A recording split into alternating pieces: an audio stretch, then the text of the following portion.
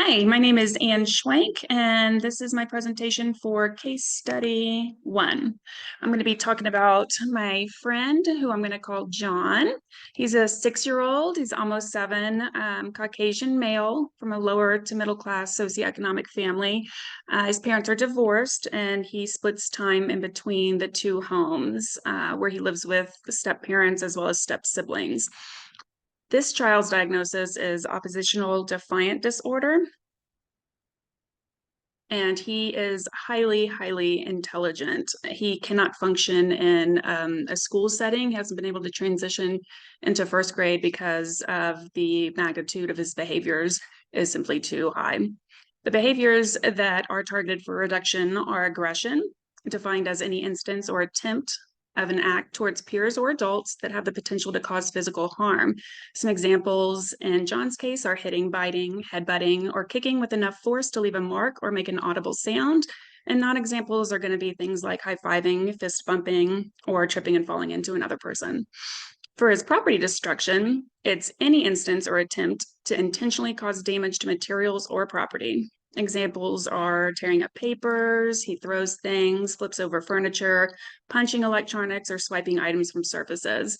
Non-examples are going to be things like bumping into a table and knocking off materials, tapping fingers on objects, or playing catch during play. The assessment that was completed for John prior to beginning services was an FBA, of course. The BCBA gathered information via parent interviews and observations in the home. The BCBA did note that he had no maladaptive behaviors while playing on his iPad, but would physically aggress and throw the iPad at his mother when she attempted to terminate his access. John also engages in property destruction and aggression when a non-preferred task is introduced, such as chores or transitioning to mealtime. It was observed John's mother would walk away and drop the demand, engage in negotiations with him, or give him further access to tangibles when he aggressed or engaged in property destruction. The BCBA hypothesized John's behaviors were negatively reinforced by removal of task demands and positively reinforced by access to his iPad. Another possible positive reinforcer for John's aggression and property destruction was socially mediated adult attention, because again, the mom does sit there and negotiate, and in that way, she's giving him sort of that control that these ODD children desperately crave. So there's also that attention factor. So the intervention, which has changed recently, since his MOs are access to iPad and escaping from non-preferred tasks, his interventions focus on functional communication training and behavioral skills training. So originally, John was able to man for breaks and escape task demands for 5 minutes before it's represented. He's able to man for more time on iPad and access 1 additional minute before termination. And targets include practicing what he can say in lieu of engaging in targeting behaviors while he is totally de-escalated. We only run those targets when he's totally de-escalated. These things are still the case. He still can man for a break and escape, but his plan did change about 2 weeks ago. And I'll talk about that in a second here. So for his schedules of reinforcement, DRA is used to reinforce John when he's not engaging in targeted behaviors. At the beginning of services, a token economy was utilized, and tokens could be earned throughout session for a variety of desired behaviors in the absence of aggression or property destruction. John could trade in 10 tokens for 8 minutes of iPad time, with 1 additional minute allowed for utilizing FCT demand for more time. He used to be able to earn 3 tokens for tolerating group activities such as math, writing, science, and social group absent behaviors targeted for reduction. He would get 1 token for tolerating therapist-led activities for 2 minutes absent behaviors, and 1 token for utilizing replacement phrases as practiced during while we were running targets is what we practiced when we practiced those.